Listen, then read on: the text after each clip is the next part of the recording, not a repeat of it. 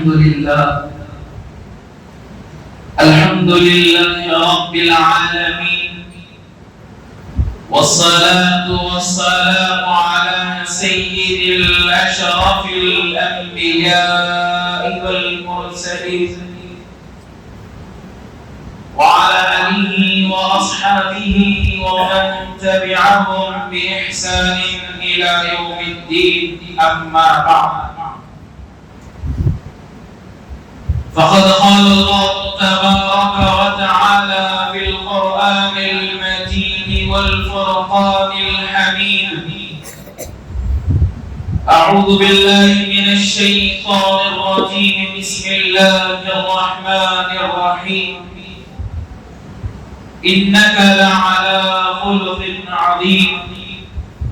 صدق الله العظيم وصدق رسوله النبي الأمين المجيد الكريم، ونحن على ذلك لمن الشاهدين والشاكرين، والحمد لله رب العالمين.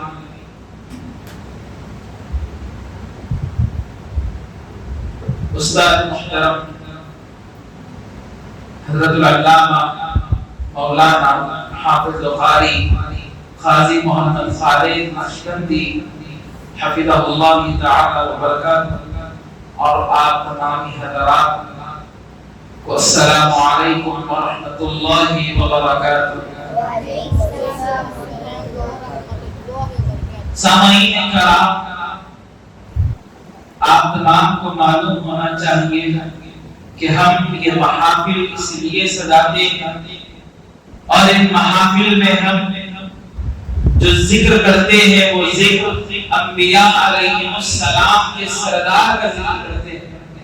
اور جس مجلس میں، جن محفلوں میں انبیاء علیہم السلام کے تذکرے کیے جاتے ہیں، یقیناً وہ ذکر کرنا عبادت میں شامل ہو جاتا ہے، کیونکہ آپ علیہ الصلوۃ والتسلیم نے خود ارشاد فرمایا ہے، بلکہ بزرگان دین بھی فرماتے ہیں، اگر جہاں کہیں بھی اولیاء کرام کا ذکر کیا جاتا ہے وہاں گناہوں کا کفارہ ہوتا ہے، اور جہاں کہیں انبیاء کا ذکر کیا جاتا ہے وہ گویا کہ عبادت میں تبدیل ہو جاتی ہے. لیکن آج ہم جمع ہوئے ہیں انبیاء علیہم السلام کے سردار، یعنی جس کو سید الانبیاء کہا جاتا ہے، جس کو سید المرسلین کہا جاتا ہے، ہم ان کے ذکر خیر کے جمع ہوئے ہیں، تو یقیناً ہم تمام کی بھلائی میں شامل ہونے والے ہیں. تو ایک مرتبہ آواز بلند کر کے پاک کا نذرانہ پیش کریے، پڑھیے اللہم صلی علی سیدنا محمد وعلی آل سیدنا محمد وبارک وسلم. عزیز طلباء و سامعین کرام، جیسا کہ آپ تمام حضرات جانتے بھی ہیں کہ نبی پاک علیہ الصلوۃ والتسلیم کی شان آپ تمام حضرات جانتے ہیں کہ روز اول سے روشن ہے، کہ آپ علیہ الصلوۃ والتسلیم کی عظمتیں،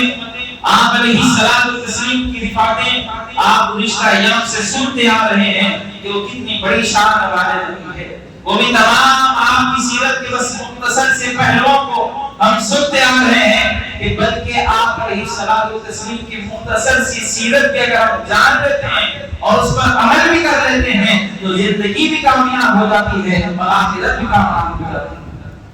کہ آپ علیہ الصلوۃ والتسلیم کے تمام اعمال میں جو سب سے زیادہ اعلیٰ اور سب سے زیادہ بلندیوں پر کوئی عمل فائز ہے تو وہ ہے آپ کے اخلاق کریمہ، آپ کی کردار عظیمہ، کہ جن کی وجہ سے ہمارے غیر بھی آپ کے اخلاق کو دیکھ کر ایمان پر لیا کرتے ہیں. کہ آپ علیہ الصلوۃ والتسلیم کے اخلاق کو، آپ کی گفتگو کو اور آپ کی امانت کو دیکھ کر،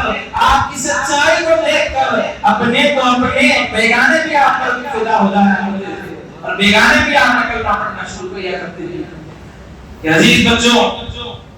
کہ نبی پاک علیہ الصلوۃ والتسلیم کے اخلاق جاننے سے قبل آپ کو معلوم ہونا چاہیے کہ انسان کو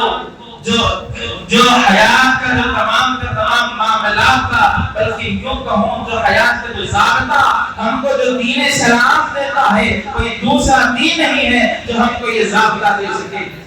کہ کہ دین اسلام ایک واحد ایک ایسا مکمل پاکیزہ دین ہے، اور اس کے اندر جتنی اچھائیاں ہیں اس کے اندر سے کوئی دوسرا کوئی غیر بھی اس کے اندر سے برائی نہیں نکال سکتا، اس لیے کہ یہ دین بلکہ کسی عام آدمی کا بنایا ہوا نہیں ہے، بلکہ یہ خود خالق کائنات کا بنایا ہوا دین ہے۔ سامعین محترم، یہی دین ہے کہ یہی دین ہے جو ہم کو ہر شعبے کے اندر، ہر مرحلے کے اندر رہبری کرتا ہے، بلکہ بعد نے یہاں تک کہہ دیا بچے کی ولادت سے لے کر اس بچے کے خبر کے اندر تک جانے تک، یعنی تمام مسائل اس دین کے اندر موجود ہیں، کوئی دوسرا دین نہیں ہے جس کے اندر یہ تمام چیزیں پائی جاتی ہیں۔ کہ ہم کو شکر ادا کرنا چاہیے کہ ہم اشرف المخلوقات تو پیدا کیے گئے، ہم انسان تو بن گئے، لیکن ساتھ ہی ساتھ اللہ نے ہم پر ایسا فضل کیا، ایسی مہربانی کی کہ ہم کو محمد عربی صلی اللہ علیہ وسلم کا امتی بنا کر بھیجا۔ کہ ہمارے لیے بڑی اعزاز کی بات ہے، آپ کو معلوم ہونا چاہیے کہ آپ ان کے امتی بنے ہیں کہ جو انبیاء علیہ السلام دعائیں کیا کرتے تھے۔ حضرت موسیٰ علیہ السلام دعائیں کیا کرتے تھے کہ یا رب الجلال مجھے امتی بنا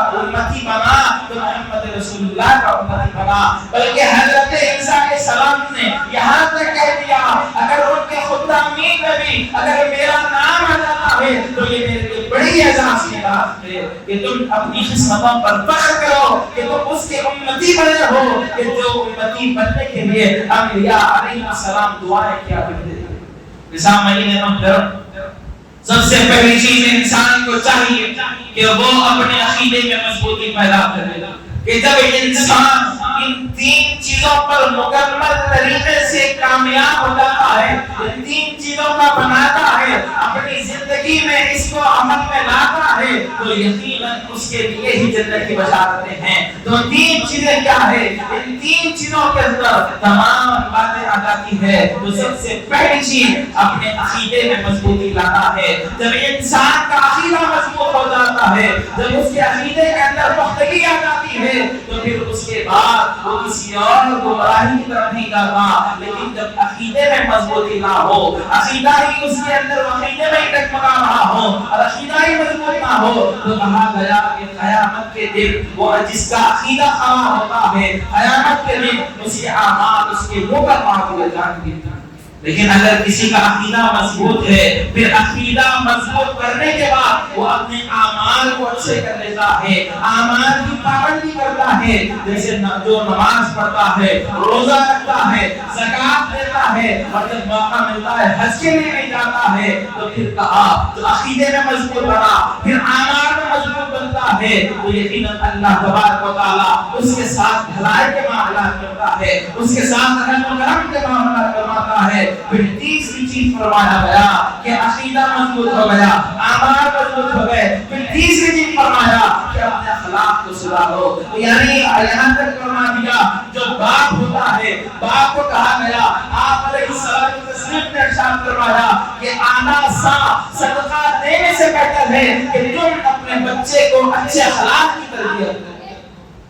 کہ تم اپنے بچے کو حسن اخلاق سکھاؤ، اور تم اپنے بچے کو اچھے اخلاق اچھے آداب سکھاؤ، کہ اچھے اخلاق سکھانا آداب سا خیرات کرنے سے بہتر ہے۔ سامعین محترم، کہ اخلاق کی یہاں پر اہمیت معلوم پڑ رہی ہے۔ یہاں پر جو باپ کو حکم کیا جا رہا ہے کہ تم اپنے بچے کی تربیت پر سب سے پہلے عقیدے کی تربیت کرو، اس کے بعد کہا اعمال کی تربیت کرنا، پھر تیسرے میں کہا کہ اپنے بچے کے اخلاق کو سدھارنا۔ جس کے اخلاق صحیح نہیں ہوتے، وہ زبان سے بدزبانی کرتا ہے، بدسلوکی کرتا ہے، اس کے اخلاق اچھے نہیں ہوتے ہیں، تو دنیا والے تو دور کی بات ہے، گھر والے اسے نکال دیتے ہیں۔ کہ جس کی زبان صاف نہ ہو، جس کا بول صاف نہ ہو، جس کا کلام صاف کلام ہو، اور جو ہر وقت جھوٹ بولتا ہو، ہر وقت غیبت کرتا ہو، ہر وقت حسد کرتا ہو، جلن کرتا ہو، اور اخلاق ایسے کہ بڑوں کا ادب نہیں جانتا ہو، چھوٹوں پر شفقت کرنا نہیں جانتا ہو، تو فرمایا گیا کہ ایسے شخص کو دنیا والے تو بڑی دور کی بات ہے، بلکہ گھر والے اسے ناپسند کرتے ہیں۔ سامعین عزیز بچوں، کہ سب سے پہلی چیز یہ ہے کہ تم اپنے اخلاق کو سدھارو۔ اپنے جب اخلاق اچھے بن جاتے ہیں اپنے تو اپنے غیر بھی تمہاری تعظیم کرتے ہیں، غیر بھی تمہاری تکریم کرتے ہیں کہ دیکھو ایسے خلاف والا آ رہا ہے، ایسی تعظیم والا آ رہا ہے کہ غیر بھی تمہارے ساتھ ادب کے ساتھ ملتے ہیں۔ کیا آپ نے نہیں دیکھا کہ آپ علیہ الصلوۃ والتسلیم کے اخلاق کریمہ، آپ علیہ الصلوۃ والتسلیم کا کردار کہ جن سے معلوم پڑتا ہے کہ غیر یہودی بھی آپ پر کلمہ پڑھ لیتے ہیں۔ ایک دفعہ کا واقعہ ہے کہ نبی پاک علیہ الصلوۃ والتسلیم ایک یہودی سے آپ نے قرض لیا تھا، کہ آپ نے یہودی سے قرض لیا تھا اور وہ قرض ادا کرنے کی ابھی تاریخ نہیں آئی، لیکن یہودی وہ تاریخ سے پہلے آ گیا اور قرض کا مطالبہ کرنا شروع کر دیا، اور قرض کا مطالبہ کر رہا ہے، اور مسجد نبوی میں وہ بیٹھ کر آپ علیہ الصلوۃ والتسلیم کو بٹھا لیتا ہے، یہاں تک بٹھاتا ہے کہ اصل میں جب وہ بیٹھ گیا تو کل کی فجر تک وہ آپ صلی اللہ علیہ وسلم کو بٹھا لیتا ہے اور کہتا ہے کہ میرا قرض ادا کرو۔ لیکن آپ علیہ الصلوۃ والتسلیم کے اخلاق پر قربان جائیے کہ آپ علیہ الصلوۃ والتسلیم کے زبان پر ذرے برابر کوئی سختی نہیں آئی، آپ علیہ الصلوۃ والتسلیم کے سر پر کوئی بل نہیں آیا، کوئی غصہ اس کے ساتھ نہیں کہا، بلکہ آپ نے کہا کہ میں نے تیرا قرض لیا ہے، میں صبر کے ساتھ کام لوں گا، تو تاریخ سے پہلے آ گیا ہے، یہ تیری خطا ہے، لیکن میں تو قرض لیا ہوں، تجھ پر صبر کروں گا اور تجھے غصہ نہ کروں گا۔ سامعین محترم، صحابہ آتے ہیں اس شخص پر تنبیہ کرتے ہیں اور کہتے ہیں کہ تو کیا کر رہا ہے، کہ محمد رسول اللہ صلی اللہ علیہ وسلم کے ساتھ یہ معاملات کر رہا ہے۔ تو آپ علیہ الصلوۃ والتسلیم نے صحابہ کو یہ درس دیا، بلکہ تمام امت والوں کو درس دیا کہ صبر کے ساتھ کام لو، تحمل کے ساتھ کام لو، یہ تمہارا معاملہ نہیں ہے، بس صبر کرنا، اس کے ساتھ کوئی بد اخلاقی نہ کرنا، اس کے ساتھ کوئی بد زبانی نہ کرنا، بس سلوکی نہ کرنا، بلکہ صبر کے ساتھ کام لینا۔ وہ یہودی بیٹھا رہا، یہودی پریشان، ایسا کون سا شخص ہے کہ میں اس کو ستا رہا ہوں، میں اس کو تنگ کر رہا ہوں، لیکن اس کے سر پر بل نہیں آ رہا ہے، زبان سے کوئی غلط الفاظ نہیں آ رہے ہیں، زبان کے اندر کوئی فحاشی کا کلام موجود نہیں ہے۔ ارے کون ہے یہ نبی؟ وہ پھر آخر کار وہ یہودی کہنے پر مجبور ہو گیا، لا الہ الا اللہ محمد رسول اللہ، کہ اے حبیب اللہ صلی اللہ علیہ وسلم، آپ کے جو صفات ہے، آپ کے جو اخلاق ہے، میں نے توریت میں پڑھے تھے اور اسی وجہ سے آپ کا امتحان لے رہا تھا، آپ تو کامیاب ہو گئے اس کے اندر۔ اب یہ بات آپ کے سامنے عرض کر رہا ہوں کہ میری آخری دولت آپ اللہ کی راہ میں قربان کر دیجیے، کہ آپ علیہ الصلوۃ والتسلیم کے اخلاق کریمہ کو دیکھ کر، آپ کے صبر اور تحمل کو دیکھ کر، آپ کی صبر و تحمل کو دیکھ کر یہودی کہنے پر مجبور ہو گیا کہ آپ بھی آخر نبی ہے، آپ بھی محمد رسول اللہ ہے، آپ بھی محمد بن عبداللہ ہے، کہ جن کے بارے میں ہمارے تمام گزشتہ میں انبیاء نے جن کے بارے میں خوشخبری کی ہے، جن کے بارے میں بشارتیں دی ہیں، وہ آپ ہی ہے اور وہی آپ آخر نبی ہے۔ سامعین محترم، یہ اخلاق ہی کا نمونہ تھا، یہ اخلاق ہی کی بدولت تھی کہ وہ یہودی بھی کلمہ پڑھ لیا اور آپ علیہ الصلوۃ والتسلیم کا امتی میں شامل ہو گیا۔ سامعین محترم، یہ اخلاق کا معاملہ ہوتا ہے جب انسان کے اخلاق جب بلند مقام پر پہنچ جاتے ہیں، جب وہ جھوٹ سے بچتا رہتا ہے، وہ سچائی کا ساتھ دیتا ہے، آج نہیں تو کل اس کو لوگ کہنے پر مجبور ہو جاتے ہیں کہ جھوٹ کبھی نہیں بولتا ہے بلکہ یہ ہمیشہ سچ کہتا ہے۔ صاحب بچوں، میرے عزیزوں، یہ بات سن لو کہ آپ علیہ الصلوۃ والتسلیم کی جو امانت ہے، جو آپ کی سچائی ہے، وہ تمام صحابہ تو مانتے ہیں بلکہ سر آپ تسلیم کرتے ہیں، لیکن جو کفار مکہ تھے، جو مکے کے کفار تھے، وہ تمام جب پوچھا گیا کہ تم آپ صلی اللہ علیہ وسلم کی امانت پر کیا کہتے ہو، آپ علیہ الصلوۃ والتسلیم کی سچائی پر کیا کہتے ہو، تو وہ کفار بھی کہنے لگے کہ ہم حبیب پاک علیہ الصلوۃ والتسلیم کو سچا مانتے ہیں، آپ کو امین بھی مانتے ہیں، اس وجہ سے کہ آپ علیہ الصلوۃ والتسلیم نے قبل نبوت کا اعلان کرنے سے پہلے بھی لوگوں کے ساتھ ایسے معاملات کیے، ایسے اچھے اخلاق کے ساتھ پیش آئے کہ ان کے درمیان آپ نے کبھی مذاق کے اندر بھی جھوٹ نہیں بولا، کہ آپ نے ان کے درمیان مذاق کے اندر بھی جھوٹ نہیں بولا۔ اسی وجہ سے وہ کفار آپ کو مخالفت تو کرتے تھے لیکن ساتھ ساتھ کہتے تھے کہ وہ جھوٹا ہو نہیں سکتا محمد رسول اللہ، وہ کبھی خیانت نہیں کر سکتے محمد رسول اللہ صلی اللہ علیہ وسلم کے سامعین۔ یہاں پر معلوم پڑ رہا ہے کہ جو شخص جھوٹ بولتا ہے، جو شخص جھوٹ کا ساتھ لیتا ہے، جو شخص بھی سچائی کو چھپاتا ہے، سچ بولنے سے پیچھے رہتا ہے، تو یاد رکھنے کی بات، اگر تم ایک جھوٹ بول دو گے، اگر تم ایک بات کو چھپانے کے لیے، سچ کو چھپانے کے لیے اگر جھوٹ بول بھی دو گے، ایک جھوٹ نہیں چھپنے والا، وہ جھوٹ جب دوسرا آئے گا تو پھر ایک جھوٹ کے پیچھے تمہیں دوسرا جھوٹ بھی بولنا پڑے گا، دوسرے جھوٹ کے پیچھے۔ اسی طریقے سے اپنے سچ کو چھپانا پڑتا ہے، بار بار جھوٹ بولنا پڑتا ہے، ایک جھوٹ آ کر وہ صحیح 100 جھوٹ کو بدل جاتے ہیں۔ اسی وجہ سے کہا کہ ایک جھوٹ کی طرف جاؤ بھی مت، بلکہ جھوٹ کی طرف پھیرو بھی مت، بلکہ اپنی زبان پر جو کچھ بھی بولو سچ بولو۔ یقیناً اگر چاہے سزا ہونے والی ہو، لیکن تمہاری سچائی کو دیکھ کر وہ سزا بھی معاف کر دی جا سکتی ہے۔ کہ جو بچے بھی سچ بولتے ہیں، جو بچے جھوٹ کا سہارا نہیں لیتے ہیں بلکہ سچائی کو پیش کرتے ہیں، یقیناً اگر ان کے ساتھ بھلائی نہ ہو تو پھر کہ آپ علیہ الصلوۃ والتسلیم کے اخلاق کریمہ، آپ کا ہمارے لیے اسوہ حسنہ ہے۔ آپ بھی کے اخلاق ہیں کہ جو شخص بھی آپ کے اخلاق، آپ کے صفات، آپ کے کمالات، آپ کے افعال کو اپنی زندگی میں اپنا لیتا ہے، یقیناً تمام دنیا والے چاہے وہ مسلمان ہو یا غیر مسلم ہو، وہ کہنے پر مجبور ہو جاتے ہیں کہ دیکھو مصطفیٰ کا امتی آ رہا ہے، کہ یہ دیکھو عاشق رسول اللہ آ رہا ہے۔ کیا آپ نے نہیں دیکھا کہ پہلے دور میں بلکہ آج کے دور میں بھی جو مسلمانوں پر اعتماد کیا جاتا ہے، آج کے دور میں بھی مسلمانوں پر جو بھروسہ کیا جاتا ہے، اس کی وجہ کیا ہے؟ تو کہا کہ مسلمان پر بھروسہ اس وجہ سے کرتے ہیں کہ اس کے اخلاق اچھے ہوتے ہیں، اس کے افعال اچھے ہوتے ہیں۔ یہ اور بات ہے کہ اگر کوئی بد اخلاق بن رہا ہے، بدگمان بن رہا ہے، بد زبانی کر رہا ہے، بد سلوکی کر رہا ہے، اس کا معاملہ اور ہے۔ لیکن مسلمان کی پہچان دنیا والوں کے سامنے کی جاتی ہے، اور دنیا والے اگر مسلمان کو سمجھتے ہیں تو وہ حسن اخلاق کا پیکر سمجھتے ہیں۔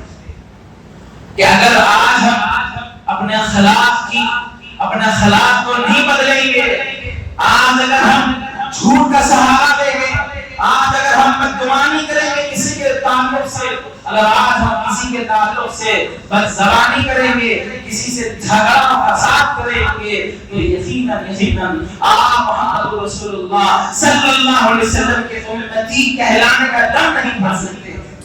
اس لیے کہ ان کی اخلاق کوئی اخلاق نہیں تھی، ان کا کردار کوئی کردار نہیں تھا۔ ہمارا کردار دیکھیے، ان کی کردار عالیہ کو دیکھیے۔ آج ہمارے درمیان جھوٹ عام ہوتا جا رہا ہے، آج ہمارے درمیان جھوٹ کو عام کر دیا جا رہا ہے، اور آج ہمارے درمیان ایک ایسا معاملہ شروع ہو گیا ہے کہ بڑے ہی دنوں سے دیکھنے میں آ رہا ہے کہ بس چند دن گزر رہے نہیں ہیں کہ نیوز آ رہی ہے، اخبار میں چھپ رہا ہے کہ فلاں کا قتل ہو گیا، فلاں کا قتل کس نے کیا، تو معلوم پڑ رہا ہے ایک مسلمان کا قتل دوسرا مسلمان کر رہا ہے۔ میرے عزیزو، میں آپ کے سامنے عرض کرنا چاہتا ہوں کہ جو تم قتل کر رہے ہو تو ذرا دیکھ لو کہ تم کس کا قتل کر رہے ہو۔ تم کہتے ہو کہ ہمیں صبر نہیں ہوتا، ہمارے پاس برداشت کی طاقت نہیں ہے، بس اس نے میرے ساتھ یہ معاملہ کیا تھا، اس نے مجھے گالی دی تھی، اس نے مجھے فلاں کہا تھا، اسی وجہ سے میں نے اس کا قتل کر دیا۔ تو میں آپ کے سامنے عرض کرنا چاہتا ہوں، کیا وہ طائف کے ایام آپ کے نظر میں نہیں آتے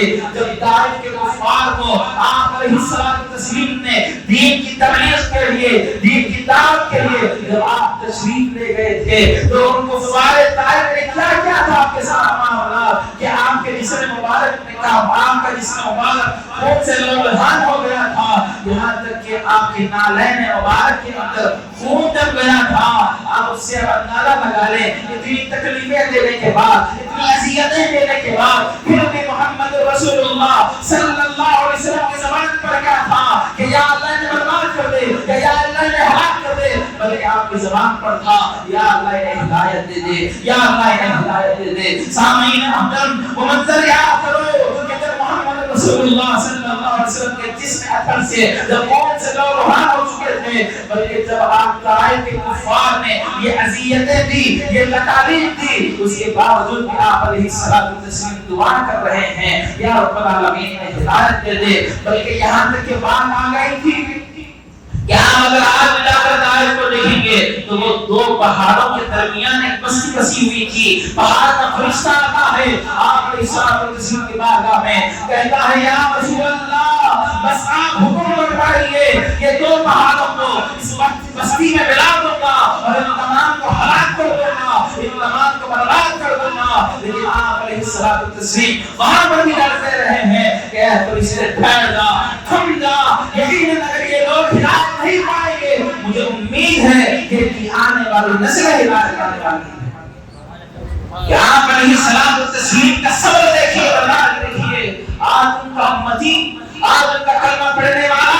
آج ان کے عشق میں اپنے لبوں کو بنانے والا اگر کسی دوسرے کو جا کر قتل کر رہا ہے، وہ دوسرے کو جانا تو بڑی دور کی بات ہے، یہ اپنے ہی بھائی کو قتل کر رہا ہے، وہ بھی قتل و غارت کی اتنی عام ہو چکی ہے، اتنی عام ہو چکی ہے کہ گلی گلی کے اندر یہ واقعات پیش آ رہے ہیں کہ فلاں نے میرے ساتھ اتنا معاملہ کیا تھا، میں نے اس کو کہا تھا کہ یہ چیز لاؤ، اس نے نہیں لائی تو میں نے اسے قتل کر دیا۔ ارے تم اتنی چھوٹی چھوٹی بات پر آپس میں ایک دوسرے کو قتل کر رہے ہو، ذرا برابر بھی اپنے دل کے اندر ذری برابر نظر نہیں آ رہی ہے، کیوں ایسا معاملات ہو رہے ہیں، تم نے اپنے دلوں کو سخت کیوں کیا ہے؟ آج اگر قتل و غارت گری عام ہو رہی ہے تو اس کی وجہ کیا ہے کہ آج ہم محمد رسول اللہ صلی اللہ علیہ وسلم کے اخلاق کریمہ سے دور ہوتے چلے جا رہے ہیں، آپ علیہ الصلوۃ والتسلیم کے اسوہ حسنہ سے آج ہم نے دوری بڑھتی ہے، اس کا نتیجہ یہ ہے کہ آج ہماری قوم کے اندر بربادی آ رہی ہے، آج ہماری قوم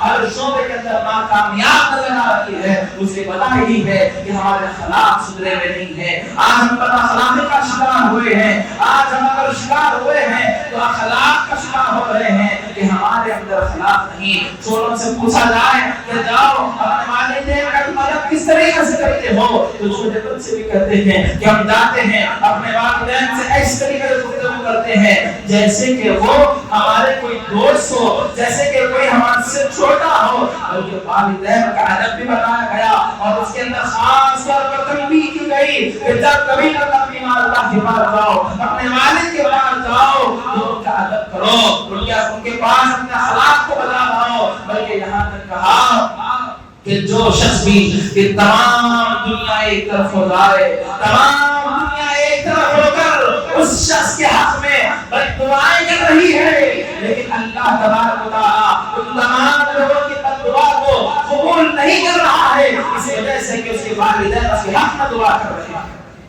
کہ جس کے حق میں، جس کے اخلاق سے خوش ہو کر والدین اس کو دعا دیتے ہیں تو وہ اپنے وقت کا حسن بصری بن جاتا ہے، وہ اپنے وقت کا امام کا فلانی بن جاتا ہے۔ سامعین محترم، جس کسی نے والدین کو اذیتیں دی، والدین کو جو لوگ تکلیف پہنچاتے ہیں، جو بچے اپنے والدین کے نافرمان ہیں، غور سے سن لو کہ جو بچے بھی والدین کے نافرمانی کرتے ہیں وہ غور سے سن لے کہ ساری دنیا مل کر آپ کو دعائیں دے رہی ہے، ساری دنیا مل کر آپ پر اپنی جانوں کو چھڑک رہی ہے، لیکن والدین آپ کے اگر آپ سے ناراض ہے، آپ نے اگر والدین کی نافرمانی کی ہے، اس کا نتیجہ یہ ہوگا کہ اللہ تمام لوگوں کی دعا کو رد کر دے گا اور والدین کی بد دعا کو قبول فرما دے گا۔ کہ اگر جن کے اخلاق اچھے نہ ہو، اپنے والدین کے ساتھ کا سلوک اچھا نہ ہو، وہ دنیا میں بھی برباد ہو جاتے ہیں،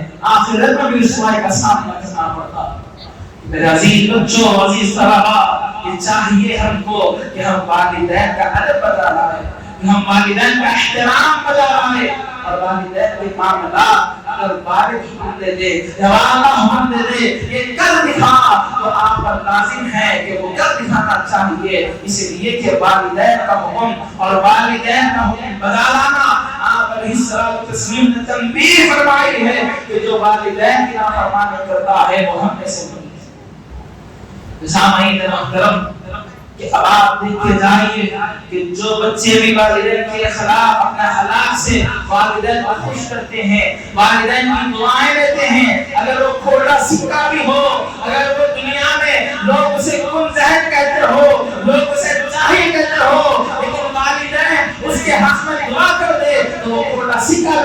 کہتا ہے کہ اگر والدین اس کے حق میں دعا کر دے، جس کو لوگ کہتے ہیں کہ فلاں جا رہا ہے کم علم، جا رہا ہے فلاں جاہل، جا رہا ہے فلاں کے پاس عقل نہیں ہے، کم عقل ہے، لیکن اگر وہ بچہ اپنے اخلاق سے والدین کی خدمت کرتا ہے اور والدین کی آنکھ سے ایک آنسو نکلتا ہے اور خوشی کے مارے وہ اپنے دل سے دعا دیتے ہیں، بچے کو ایسی لگتی ہے کہ وہ وقت کا بڑا فخر بن جاتا ہے، وقت کا بڑا محدث بن جاتا ہے، بلکہ یہاں تک کہ وقت والے دنیا والے اس کے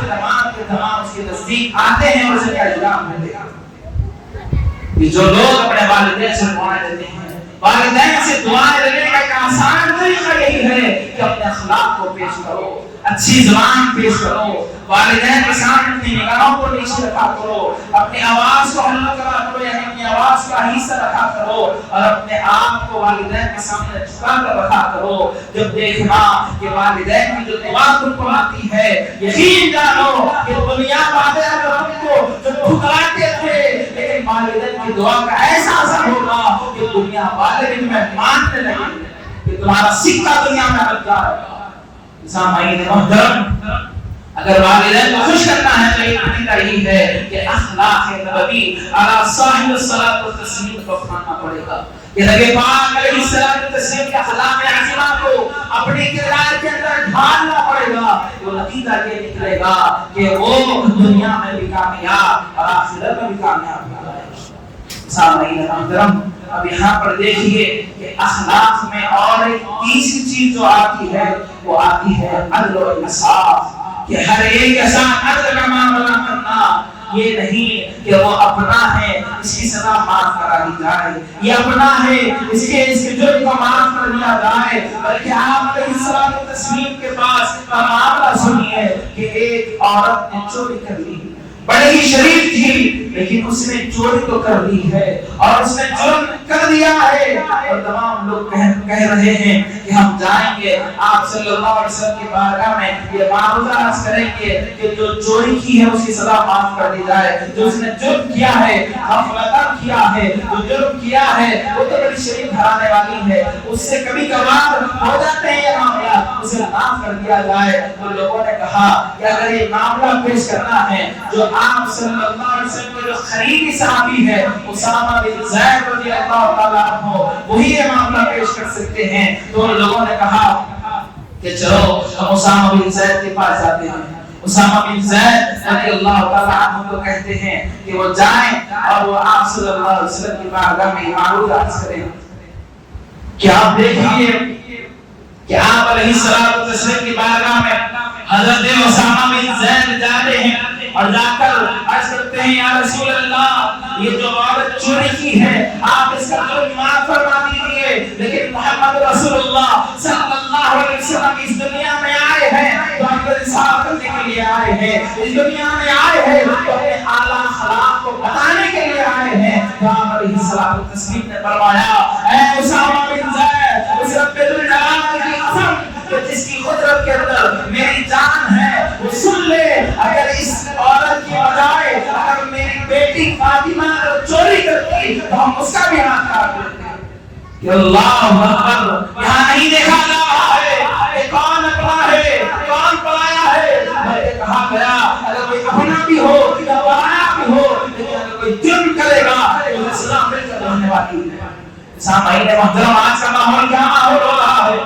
کہ آج دیکھا جا رہا ہے اگر کسی کے پاس مال و دولت ہے، کسی کے پاس مال کی کثرت ہے، وہ اپنے بیٹے کو بچا رہا ہے، چاہے وہ کتنا ہی بڑا جرم کیوں نہ کر لے، وہ چاہے کتنی بڑی غلطی کیوں نہ کر لے، اسے بچا رہا ہے، اسے جرم سے بچا رہا ہے۔ اور وہ لوگ جنہوں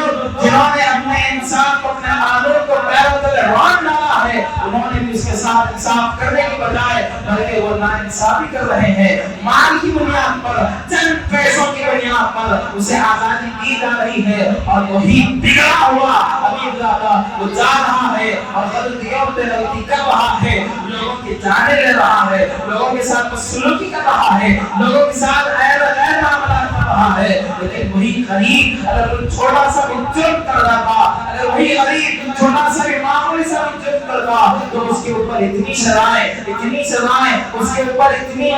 سزائیں مسلط کر دی جا رہی ہے کہ وہ برداشت نہیں کر سک رہا ہے. لیکن میں آپ کے سامنے عرض کرنا چاہتا ہوں یہ ایک واحد ایسا دین ہے جہاں امیر کو نہیں دیکھا جاتا, نہ غریب کو دیکھا جاتا ہے, نہ اپنے کو دیکھا جاتا ہے, نہ بیگانے کو دیکھا جاتا ہے, نہ بھائی نہ بہن نہ کوئی اور کو دیکھا جاتا ہے. اگر کسی نے غلطی کی ہے تو اسے سزا ملنی چاہیے. یہ اخلاق میں سے ہے کہ اگر انصاف کے ساتھ معاملات ہو, یہ نہیں کہ اس کو بڑھا دیا اس کو گرا دیا, بلکہ کہا کہ ہر ایک کے ساتھ انصاف کے معاملات ہو. نبی پاک علیہ السلام کی مثال کو بڑی اور کی بات ہے جو آپ کے حکمران ہیں. میں ان کو یہ بات کہہ رہا ہوں کہ سنو, کیا تم نے حضرت عمر فاروق رضی اللہ تعالیٰ عنہ کا دور خلافت نہیں دیکھا؟ اگر تم چاہتے ہو عدل و انصاف کا پیکر بنو تو حضرت عمر فاروق رضی اللہ تعالیٰ عنہ کی حیات کہتا ہے کہ آپ رضی اللہ تعالیٰ عنہ جو کہ 12 لاکھ مربع میل کے آپ مربع میل پر آپ کی خلافت ہے, یعنی وہ آدھی دنیا کا حکمران ہے کہ جن کی حکمرانی آدھی دنیا پر چل رہی ہے. لیکن دل میں کیا خوف ہو رہا ہے, دل میں کیا ڈر ہے, دل کے اندر کون سی خشیت ہے؟ تو آپ نے فرمایا اگر کوئی دریائے فرات کے بعد ایک بکری کا بچہ بھی اگر بھوک سے پیاس سے مر جائے تو عمر سے اس بارے میں سوال کیا جانے والا ہے. اس حکمران پر ہونا چاہیے, اس حکمران کے پاس یہ اخلاق کہاں سے آئے, یہ عدل انصاف کا پیغام کہاں سے آیا؟ تو کسی اور کی طرف نہیں بلکہ محمد رسول اللہ صلی اللہ علیہ وسلم کی تربیت کا نتیجہ یہ تھا.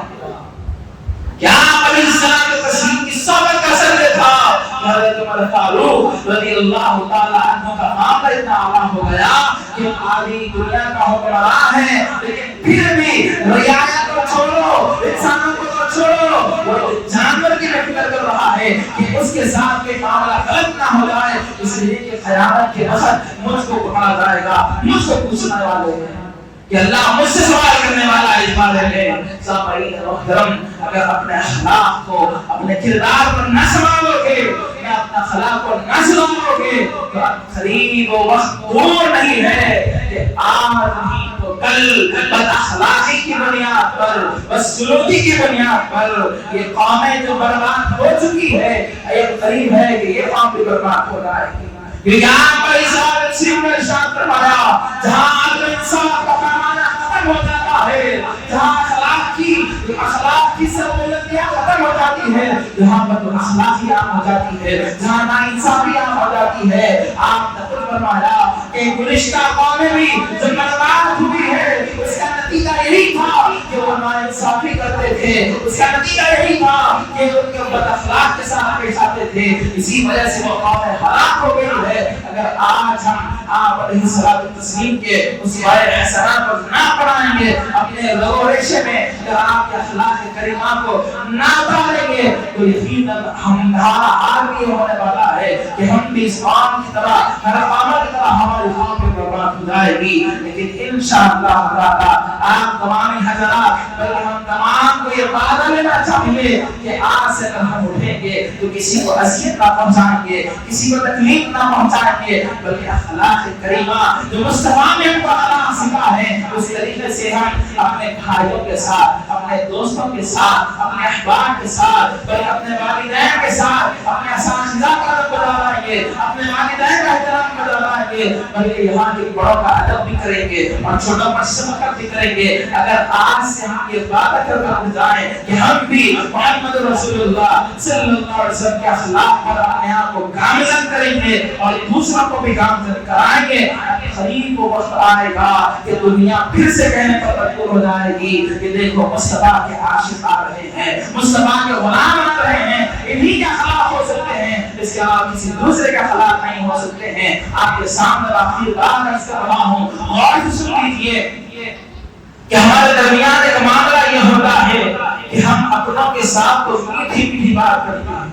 ہم اپنوں کے ساتھ تو اچھے لہجے میں پیش آتے ہیں, لیکن اگر کوئی غیر آ جائے ہمارے درمیان تو ہمارا رویہ بدل جاتا ہے, ہمارا لہجہ بدل جاتا ہے, ہمارے اخلاق بدل جاتے ہیں, ہماری زبان بدل جاتی ہے اور ہمارے چہرے پر بل آ جاتا ہے. لیکن میں کہنا چاہتا ہوں اس محمد مصطفیٰ صلی اللہ علیہ وسلم کا پیغام آپ تک پہنچانا چاہتا ہوں, کہ ایک دفعہ ایک بچہ جو کہ غیر مسلم تھا اپنی بیوہ ماں کو دیکھ رہا ہے کہ جس کے جسم پر لباس تو ہے لیکن پھٹا ہوا لباس ہے، جس کے اندر سے جسم جھانک رہا ہے، وہ معصوم سا بچہ ہے، کم عمری کا بچہ ہے۔ وہ بچہ چاہتا تھا کہ میں اپنی والدہ کو ایک چادر لا کے دوں، ایک لباس لا کر دوں تاکہ وہ اپنا جسم ڈھانپ سکے۔ وہ بچہ باہر نکلتا ہے، اپنے چچا کے پاس جاتا ہے، چچا کو کہتا ہے کہ میری والدہ کے لیے کوئی لباس دے دو، اس وجہ سے کہ میری والدہ کا لباس پھٹ چکا ہے، میری والدہ کا لباس پھٹ چکا ہے، کوئی لباس ہو سکتا ہو تو دے دو۔ تو چچا نے کہا کہ تو نکل جا، تجھ سے تعلق ختم ہو چکا ہے۔ کوئی دور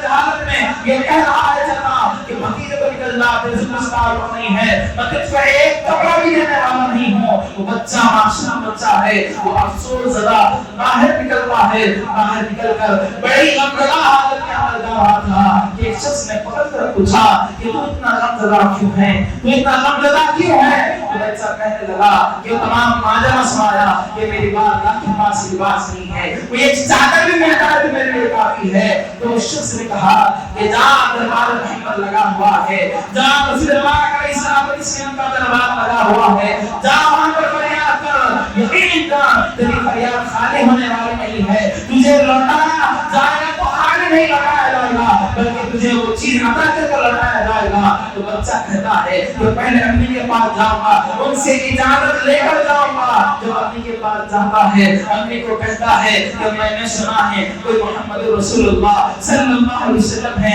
کہ جن کا دربار لگا ہوا ہے، اگر میں ان سے فریاد کروں گا تو میری فریاد پوری ہونے والی ہے۔ تو وہ عورت کہتی ہے کہ سن بیٹا، وہ ایک کاہن ہے، وہ ایک شاعر ہے کہ جو اپنے دین میں دوسروں کو شامل کر لیتا ہے، اس کے پاس نہ جانا۔ تو بچہ کہتا ہے جب اس کے پاس جاؤں گا، یعنی آپ علیہ السلام کے پاس جاؤں گا تو صحیح لیکن میں ان کا دین نہیں اپناؤں گا۔ لیکن والدہ کہتی ہے اب تیری مرضی، جانا چاہتا ہے تو چلے جا۔ وہ بچہ جاتا ہے، آپ علیہ السلام کی بارگاہ میں جاتا ہے اور عرض کرتا ہے کہ آپ علیہ السلام سے عرض کر رہا ہے یا رسول اللہ کہ اے محمد صلی اللہ علیہ وسلم کہ میں آپ کا دین قبول کرنے والا نہیں ہوں اور آپ مجھ کو اس پر مجھ کو زور بھی نہ دلانا، میں آپ کا دین قبول کرنے والا نہیں ہوں بلکہ میں آپ کے سامنے فریاد لے کر آیا ہوں کہ میری ماں کا معاملہ یہ ہے کہ اس کے پاس لباس نہیں ہے، کچھ چادر دے سکتے ہو تو مہیا کر دو۔ تو آپ علیہ السلام اپنے کاندھے مبارک پر جو چادر مبارک تھی اس کو اتار کر اس بچے کے گود میں دے دیتے ہیں، اس بچے کے سپرد کر دیتے ہیں اور کہا کہ جاؤ بچے چلے جاؤ یہاں سے، میں تم کو اپنے دین پر زور نہیں دینے والا ہوں۔ وہ رحمت کی چادر آپ علیہ السلام کے اوپر سے ہٹی ہے۔ جب رحمت کی چادر کسی کو مل جائے تو وہ کیسے وہ کلمہ نہ پڑھ سکے گا، وہ کیسے وہ غیر مسلم رہ سکے گا۔ وہ بچہ خوشی خوشی چادر لے کر والدہ کے پاس آتا ہے اور کہتا ہے کہ میں محمد رسول اللہ کے پاس گیا تھا اور انہوں نے اپنے کانوں سے یہ چادر اتار کر دی ہے، میں نے ان کو کہہ دیا کہ میں کبھی قبول کرنے والا نہیں۔ تو والدہ کہنے پر مجبور ہو جاتی ہے کہ اے بیٹے جاؤ گا کرنا پڑ لے، انہیں کے خلاف ہو سکتے ہیں جو اپنا لباس اتار کر اس کو دے رہے ہیں کہ آپ علیہ السلام کا خلاف کلمہ تھے۔ جو غیر مسلم کہلایا جاتا تھا وہ مسلمان نہیں کہلایا جاتا تھا، لیکن مصطفیٰ کے خلاف ہی تھے کہ بچہ کہنے پر مجبور ہو گیا کہ لا الہ الا اللہ محمد رسول اللہ۔ کہ آپ علیہ السلام کے اخلاقی کریمہ کو دیکھ کر اپنے تو خوش ہوتے ہیں لیکن غیر بھی ایمان لا لیتے ہیں، غیر بھی ایمان کی دولت سے وابستہ ہو جاتے ہیں۔ سامعین محترم، یہ ایک ہی دولت ہے، اخلاق ہی ہے جو آپ اپنا سکتے ہیں۔ آپ علیہ السلام دین کو پھیلا سکتے تھے تلوار کی زور پر،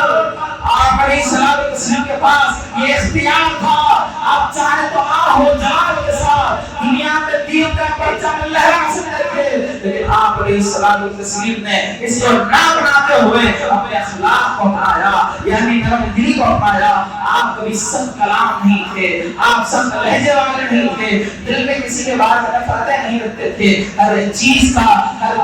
آپ درد رکھتے تھے۔ یہ آپ کا اخلاق تھا کہ آپ ہر ایک سے نرم گفتگو کرتے تھے، آپ ہر ایک کے ساتھ نرم لہجے میں بات کرتے تھے۔ اگر کوئی غیر بھی آ کر آپ پر تشدد کرتا، آپ کے خلاف اگر بکواس بھی کرتا تو آپ علیہ السلام کی تصویر اس کو نرم لہجے میں میٹھے میٹھے انداز میں میٹھے میٹھے بولوں سے سمجھا دیا کرتے تھے کہ وہ میٹھے انداز کو دیکھ کر کلمہ پڑھ لیتا، اس لیے کہ وہ آپ کے اخلاق کریمہ تھے جس کی وجہ سے وہ اپنے دین اسلام میں داخل ہو جاتا ہے۔ سامعین محترم و عزیز دوستوں بزرگوں، کہ آج ہم کو یہ پیغام لے کر اٹھنا ہے، اس مجلس کے ختم ہونے سے پہلے ہم اپنے آپ سے یہ وعدہ کر لیں، کوئی دوسرا یا تیسرا ہم کو بدل نہیں سکتا جب تک کہ ہم اپنے آپ کو بدلنے کی کوشش نہیں کرتے، جب تک ہم اپنے آپ کو سدھارنے کی کوشش نہیں کرتے۔ کسی بھی نصیحتوں کتنی ہی وہ نصیحتیں سن لے، کتنے ہی وہ مذاہب پڑھ لے، اگر اس کے دل میں اپنے آپ کو بدلنے کی نیت نہ ہو تو پوری دنیا مل کر نہیں بدل سکتی۔ آج یہ اپنے دل سے یہ وعدہ لے لیں کہ ہم اس مجلس سے اٹھ رہے ہیں تو کبھی جھوٹ بولنے والے نہیں ہیں، کہ ہم اس مجلس سے اٹھیں گے تو کبھی جھوٹ کا ساتھ نہیں دیں گے، بلکہ ہر وقت کہیں گے تو سچ کا ساتھ دیں گے، اور ہر وقت ہم کسی کے ساتھ اگر معاملات کریں گے تو عدل و انصاف کے ساتھ معاملات کریں گے۔ اگر سامنے والا ہم کو سباتا ہے، سامنے والا ہم کو مارتا ہے تو ہم کو چاہیے کہ ہم اپنے اخلاق کا مظاہرہ کریں۔ وہ اگر مارتا ہے تو تم اسے گالی نہ دینا، تم اسے فحاشی کا کلام نہ سنانا، بلکہ تم اس کے ساتھ ادب کے ساتھ پیش آنا، نرم لہجے میں گفتگو کرنا۔ پھر دیکھنا جو تمہیں مار رہا ہے، جو تمہیں ڈانٹ رہا ہے، جو تمہیں گالیاں دے رہا ہے، وہ بھی ایک پہاڑ پر ٹھہر جائے گا، میں اس کو اتنی گالیاں دے رہا ہوں، اتنا مارتا ہوں، اتنا غصہ کرتا ہوں، لیکن اس کے چہرے پر کوئی بل نہیں آتا ہے، پھر بھی وہ اپنے چہرے کو مسکراتا ہوا نرم لہجے میں گفتگو کرتا ہے، تو ایک نہ ایک دن وہ شخص آپ کو گالیاں دینا چھوڑ دے گا، آپ کے ساتھ سخت لہجہ اپنانا چھوڑ دے گا، بلکہ آپ کے ساتھ نرم لہجے میں بات کرے گا۔ لیکن اس کے برخلاف اگر آپ اس کی برخلافی میں، آپ اس کے مقابل میں اس کے ساتھ بھی رویہ اپنائیں گے تو یہ بات ختم ہونے والی نہیں ہے۔ اگر وہ مار رہا ہے اس کا مطلب مار ماریں گے، اگر وہ آپ پر گالیاں دے رہا ہے اس کے بدلے میں آپ بھی گالیاں دیں گے، تو یہ معاملہ بس چلتا چلا جائے گا، اس کا اختتام ہونے والا نہیں ہے۔ اگر اختتام کرنا ہے، اپنے آپ کو بھی سنانا ہے، غیر کو بھی سنانا ہے، تو ایک ہی نتیجہ یہ ہے کہ اپنی زبان کو نرم کر لیا کرو، اپنے لہجوں کو نرم کر لیا کرو۔ کوئی گالی دے تو اسے محبت کے جملے سنا دیا کرو، لیکن گالی سے کام نہ لیا کرو۔ سامعین محترم، آپ حضرات کے سامنے یہی پیغام ہے کہ ہم اپنے اخلاق ہی سے دنیا کے سامنے پیش کر سکتے ہیں، جس کی وجہ سے دنیا آپ پر بلکہ ہر ایک امت مسلمہ پر فدا ہو سکتی ہے۔ ہمارے اخلاق جو نبی پاک علیہ السلام نے ہم کو سکھایا ہے وہ غیر خواہ اپنا رہی ہے اور عروج پر جا رہی ہے، لیکن افسوس کہ ہم اپنی اور آپ علیہ السلام کے بتائے ہوئے اخلاق پر عمل نہیں کر رہے ہیں۔ اسی کا نتیجہ ہو رہا ہے کہ ہر شعبے کے اندر ہم ناکامیاب ہو رہے ہیں۔ اسی وجہ ہی ہے کہ ہم کو چاہیے کہ ہم اپنے اخلاق کو سدھاریں، بلکہ یہاں تک کہ آپ علیہ السلام کے اخلاق کے بارے میں کوئی چیز کے معاملے میں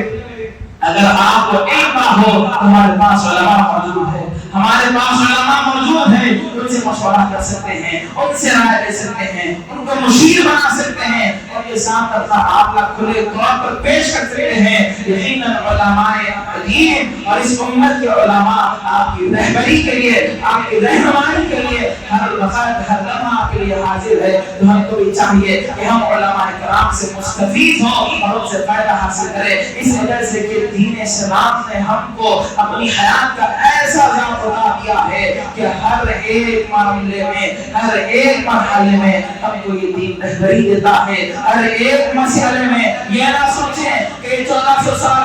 پہلے والا دین ہے، اس کے اندر آج کے معاملات کیا ہوں گے۔ قرآن ایسا کلام ہے کہ قیامت تک کے آنے والے تمام مسائل اس کے اندر موجود ہیں۔ اگر آپ کو حل کرنا نہیں آ رہا ہے تو وہ آپ کی کم فہمی ہے، وہ آپ کی کم سمجھی ہے۔ اگر آپ کو سمجھ نہیں آ رہا ہے علماء سے رابطہ کر سکتے ہیں، یقیناً آپ علماء اس کا صحیح راستہ دکھانے والے ہیں، اور یقیناً آپ اگر اپنے اخلاق کو نہیں سدھاریں گے آج نہیں تو کل دنیا والے کو چھوڑو، دنیا والے تو گالیاں دیں گے لیکن ساتھ ہی ساتھ گھر والے بھی آپ سے نفرتیں کرنے لگیں گے۔ اللہ تبارک و تعالیٰ سے دعا ہے